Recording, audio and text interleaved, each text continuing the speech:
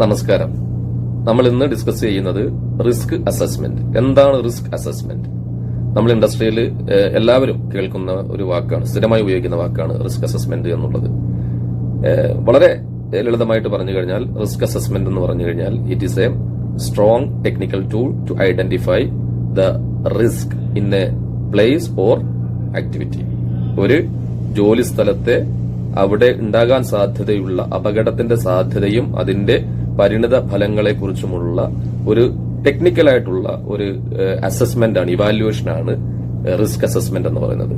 ഈ risk assessment നടത്തുന്നത് കൊണ്ട് വളരെ വലിയ പ്രയോജനമാണ് നമുക്ക് നമ്മുടെ ജോലി സ്ഥലങ്ങളിലുള്ളത്.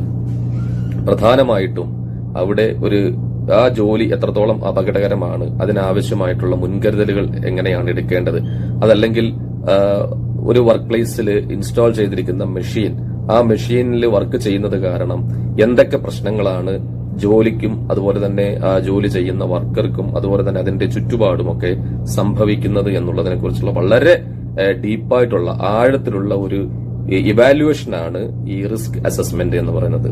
പ്രധാനമായും റിസ്ക് അസസ്മെന്റ് പ്രയോറിറ്റൈസ് ചെയ്യുന്നത്, മുൻതൂക്കം നൽകുന്നത് to identify the risk in a place. ആ പ്ലേസിലെ റിസ്കിനെ ഐഡന്റിഫൈ ചെയ്യുക.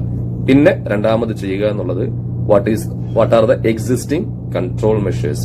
അവിടെ ഇപ്പോൾ എത്രത്തോളം ആ ഒരു അപകടത്തെ, ഒരു റിസ്കിനെ പ്രതിരോധിക്കാനുള്ള, ഡിഫെൻഡ് ചെയ്യാനുള്ള മുൻകരുതലുകൾ, കൺട്രോൾ മെഷേഴ്സുകൾ ഉണ്ട് എന്നുള്ളത് ചെക്ക് ചെയ്യുകയാണ്.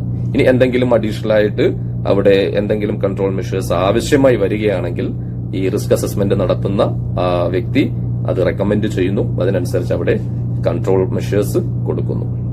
അപ്പൊ പ്രധാനമായും ആ റിസ്കിനെ ഐഡന്റിഫൈ ചെയ്യുക, അതിനാവശ്യമായിട്ടുള്ള റെക്കമെൻഡേഷനുകൾ, ആ റിസ്ക് ഒഴിവാക്കുവാൻ വേണ്ടിയുള്ള റെക്കമെൻഡേഷനുകൾ വളരെ വ്യക്തമായ രീതിയിൽ ടെക്നിക്കലായിട്ട് നൽകുക എന്നുള്ളതാണ് റിസ്ക് അസസ്മെന്റ് കൊണ്ട് ഉദ്ദേശിക്കുന്നത്. വീണ്ടും മറ്റൊരു ടോപ്പിക്കായിട്ട് അടുത്ത ക്ലാസ്സിൽ കാണാം. ഓക്കെ, നന്ദി, നമസ്കാരം.